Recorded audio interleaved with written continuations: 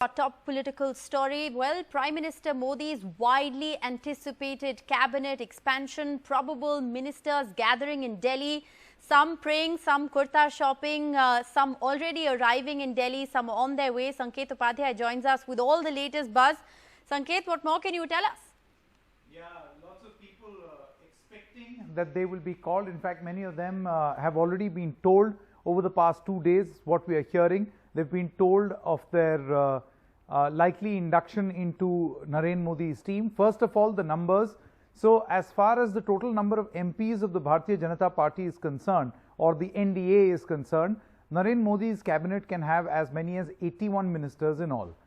As of this moment, the strength is at 53, which means there is a possibility of more than 25 new faces that can be added into the cabinet. Now, this, from what we have heard from reliable sources, is likely to be a mix of BJP members, young and old, and also alliance partners. Obviously, the share of the alliance partners will be limited given the fact that the BJP on its own managed to cross 300. Now, lots of names being discussed. We do know for a fact that Jyotiraditya Scindia, after offering early morning prayers in Ujjain, is now on his way to the national capital. Any minute now, we can expect Sarbananda Sonowal to land in the national capital. There are many other names also from the Bharatiya Janata Party who are all expected to meet B.L. Santosh, who is the General Secretary Organization of the Bharatiya Janata Party, as well as the Chief of the BJP, J.P. Nadda. There is a meeting of all the likely BJP candidates for various positions in the Modi cabinet to meet these two senior leaders this evening. That's the latest information that we are hearing. But the one crucial aspect that needs to be mentioned here, among all the alliance partners, whether it is Pashupati Nath Paras of the breakaway LJP faction, the rebel uncle, or it is Anupriya Patel, who is also an alliance partner of the Apna Dal from Uttar Pradesh. Of course, there's a big focus on UP, the poll-bound Uttar Pradesh.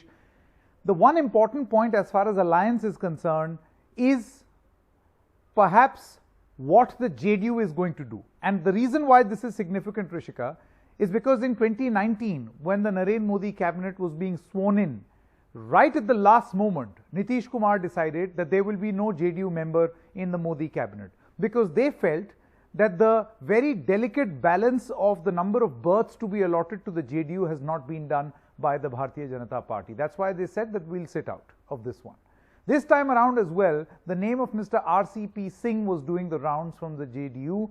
Mr. Lallan Singh's name is also doing the rounds. However, we have learned from JDU sources that these leaders have not come to Delhi to take oath as new ministers, but to discuss with the central leadership of the Bharatiya Janata Party, including all those making these decisions, possibly even the Prime Minister, that the JDU should get equal representation.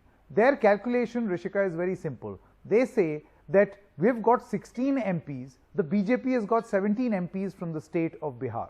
So if the BJP wishes to have 5 ministers representing Bihar, then JDU must also be given a sort of a position or a platform to have 4 members from the JDU represent in the union cabinet. Now that, as of this moment, is a bone of contention.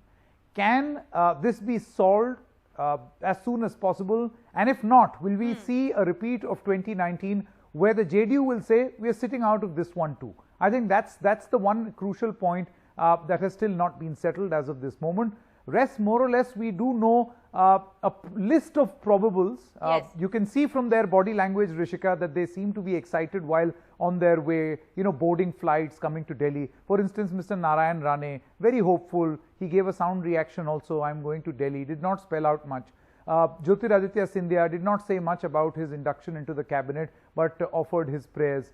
And even Mr. Sarbananda Sonowal, who could most probably be rewarded for his sacrifice for letting go the Chief Minister's position to accommodate Himanta Biswa Sarma. He remained a Modi minister just ahead of the previous Assam elections. He was the sports minister. All right. Well, it's going to be extremely interesting to see how this story plays out over the course of this week. But like you've been saying, the Bihar bone of contention is the other big story that we're reporting on. Now, JDU MPs are in Delhi for a discussion. Like Sanket was saying, not here to take oath just yet into the Modi cabinet. Akhilesh joins us with the very latest. Akhilesh, what more can you tell us about the Bihar angle to the cabinet expansion? Well, it's very interesting because it's kind of a repeat of 2019 when Nitish Kumar had come to Delhi. In fact, he was, his members were supposed to join the Union Council at that time. But at the last moment, Nitish Kumar decided against it because he thought that the representation which was given to his party was not sufficient. Because the party sources are this time also telling us that the proportional representation should be there. In fact, BJP has 17 MPs from Bihar and has got 5 ministerial berths, while the JDU has got 16 MPs. So ideally, it should also get 4 cabinet berths at the center. This is what the JDU's argument is. And they are also saying that as far as the caste combination is concerned, the BJP has got 4 upper caste among the 5, and 1 is Yadav, which is OBC. So that is why the JDU also wants to give representation to most backward and Mahadalits, and that is why JDU is looking for at least 4 cabinet berths.